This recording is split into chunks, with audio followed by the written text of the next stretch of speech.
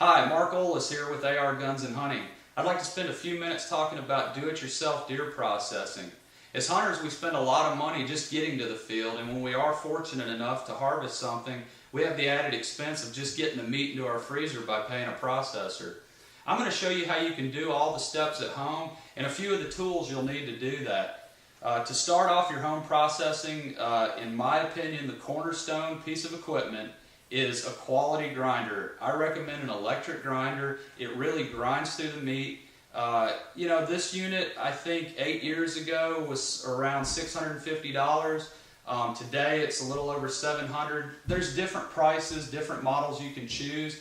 I highly recommend that. You're going to get your burgers, make sausage. You can turn that into a lot of different things. Your cuber, I love country fried steaks, so I've got a cuber. I'll do backstraps, hind quarters, and then a few of the other things is, we have a freezer paper dispenser. This allows me to tear sheets one after another really quick. It's a great tool that makes the job quicker, cleaner, easier.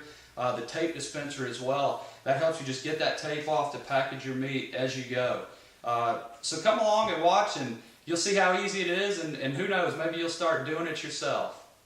Okay, here we have our fresh backstrap. This was pulled straight from the cooler, rinsed off.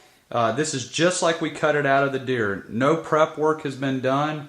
So I'm going to show you the little bit of work that you need to do with the backstrap so you can get it to where you've cut it into steaks or cut it for cubing. The main thing, there's not a lot of work needed, is you have this sinew.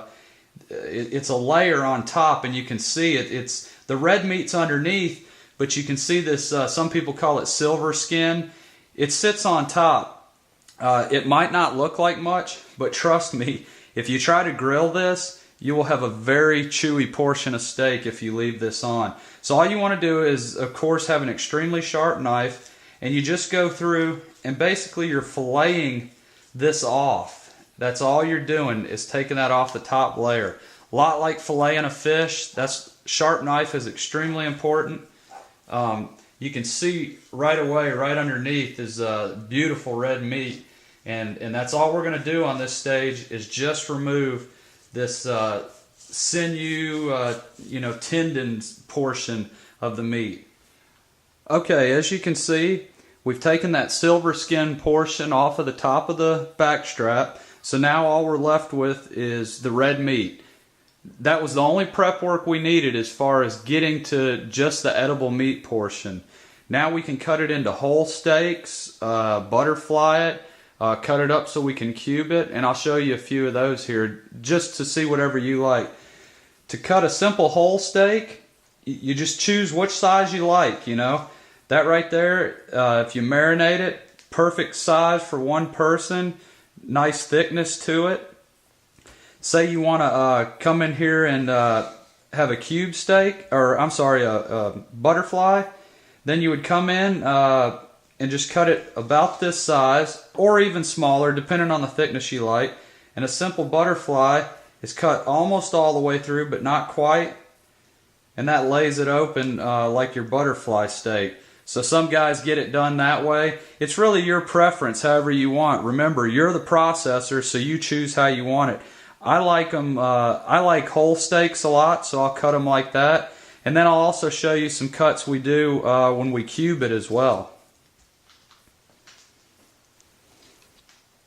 Okay, I'm going to show you what we do if you want to cut some cube steak sections out of your backstrap. With cube steaks, you don't want a real thick piece of meat. This tail end portion of the backstrap, you could simply run that through the cuber, you'd be fine. This middle section, that's pretty thick. That's almost getting too thick to run through the cuber. So what you do, or what I do, is just simply cut right down the center the best you can, and now you have two pieces. And now you've got a more manageable piece to run through that cuber. And then you just simply run this through, and that's the step I'll show you next. Okay, now I'm going to show you how easy it is to make cube steak. Like anything in life, if you have the right tool for the job, it makes life easier. Here's a piece of our back strap. We're just going to run it through. As you can see, all the slices are going one way. We're going to turn that opposite and run it against the grain now. Now we've done 2 passes. You can see it's like a lot of little squares. You've got lines this way, lines this way. I'm going to run it through one more time. That's how I like it, and it'll cook up good that way. We'll put it at a slight angle so we can get a slightly different cut in there. Now we've got a finished cube steak. The next step for this is buttermilk and flour. Okay, here we have a piece of hind quarter meat. I will take some of my hind quarter and turn that into cube steak, usually the rump portion, something like that. But there's a great deal of the hind quarter that I grind up. My family uses a lot of ground meat in various recipes, so I'll grind this up. And what I'll simply do is cut this into chunks. All I need to do is cut this into manageable chunks that'll fit down the chute of the grinder, pieces like this. And you'll see these will easily fit. So you can really go through a lot of your processing in a short amount of time, just getting meat ready to go through the grinder.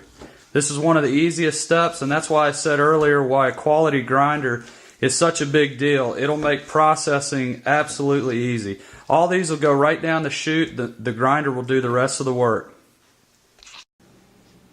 Okay, we've got all our steaks cut, all of our meat cubed that we're going to make cube steaks out of.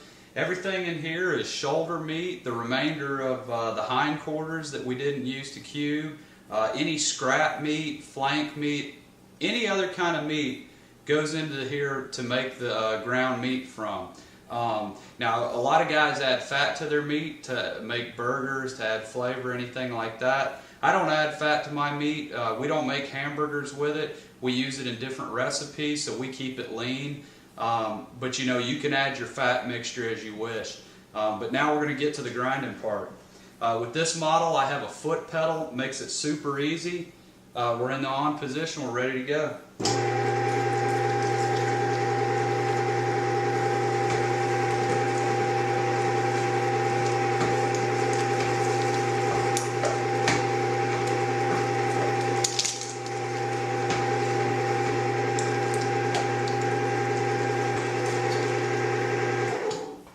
And that's it. You can see how easy the grinding goes. It takes a lot of work out of it.